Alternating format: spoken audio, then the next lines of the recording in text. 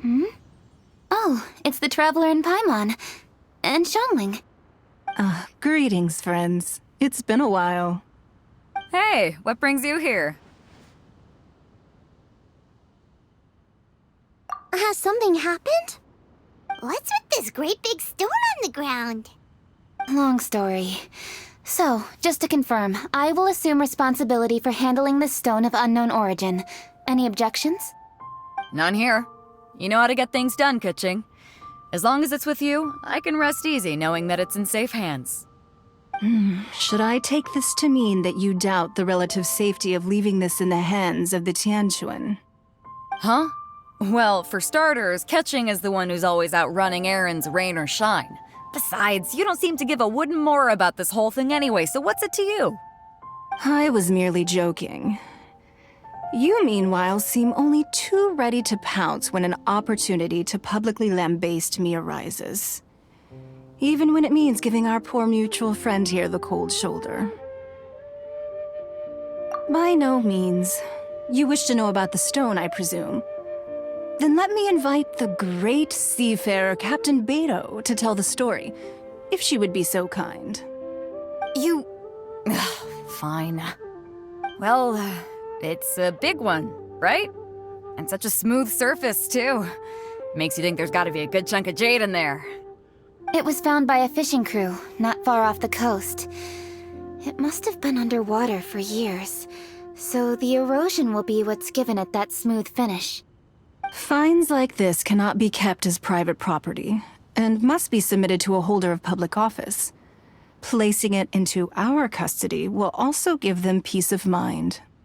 So, what's inside it? Well, we've hit it with just about every weapon we could get our hands on and haven't managed to even dent it yet. Clearly there's more to it than meets the eye. No weapon could smash it open. Wow. Paimon doesn't think we've ever encountered a stone like that before. Keqing has taken an unusually keen interest in this giant stone, which is why we are leaving the matter in her capable hands. Let's put that aside for a second. Traveler, what brings you here? Were you looking for someone? Actually, we were looking for all of you. We need all hands on deck here. Oh? Hopefully not because there's been some sort of cataclysmic event. No, nothing like that. Paimon's just getting carried away. I just wanted to ask everyone about their food preferences. Food preferences? That's a little unexpected. I have rather simple tastes. Precise, pure, smart, and sophisticated. That is all I require. That's your idea of simple, huh? I summed up my culinary requirements in 4 words. Is that insufficiently simple for you? A few weeks out on the open ocean would fix your flawed definition of simplicity, let me tell you that. What about you, Beto? Me? If it's freshly cooked and piping hot, that floats my boat. If it's got a little chili pepper in there too, I'm one very happy captain. Paimon thought you would have said bar food. Oh, bar food works too. As for me, it's got to be seafood. Okay, got it.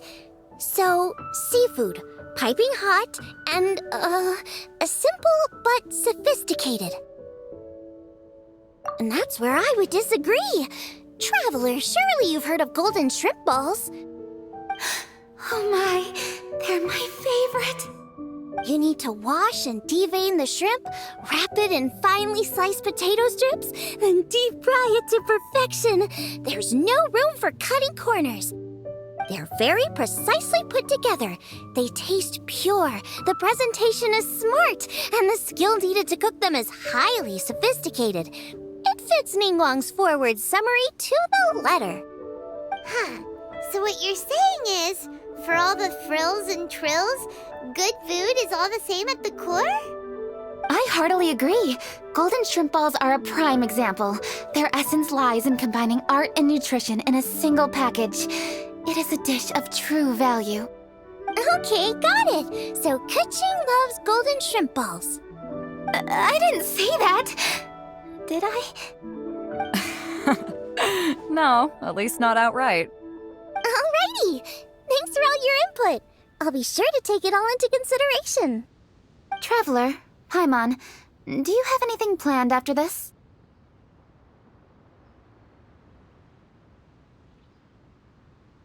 Good. I'd like you to help me investigate something. It's about this stone. You picked the right people for the job. We investigate stuff all the time. My thoughts exactly. The Keqing has a public duty to deliver our final verdict to the fishermen, but there are also some things I would like to investigate on a personal level. I'm sure you've become acquainted with the general background of the Moon Chase Festival. However, I have my own understanding of this festival's roots. My grandfather was a researcher of Liyue's traditions. In his notes, he indicated that there was a deity called the Stove God in ancient Liyue, which people paid tribute to at a certain time of the year.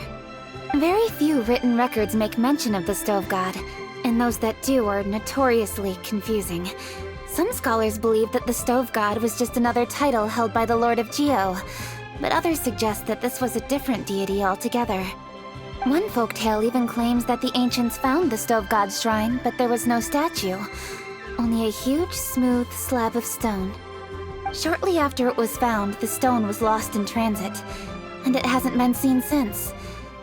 This stone here has all the same features, so I suspect it could be the one that went missing all those years ago.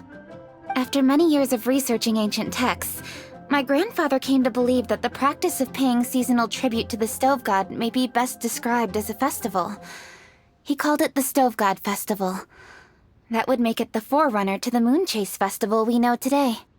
But this is all just theory and conjecture. To prove any of it, we'd need to start by identifying who the Stove God really was.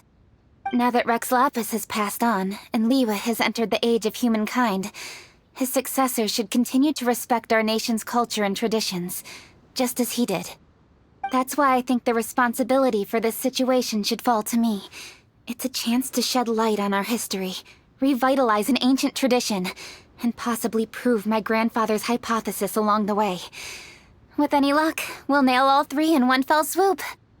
It was just a couple of days ago that we received this stone, right after we decided to use food as the central theme for this year's festival. It makes me wonder. Maybe a divine will is at work behind all of this. 3 birds with 1 stone, huh? That's pretty efficient, even for Keqing.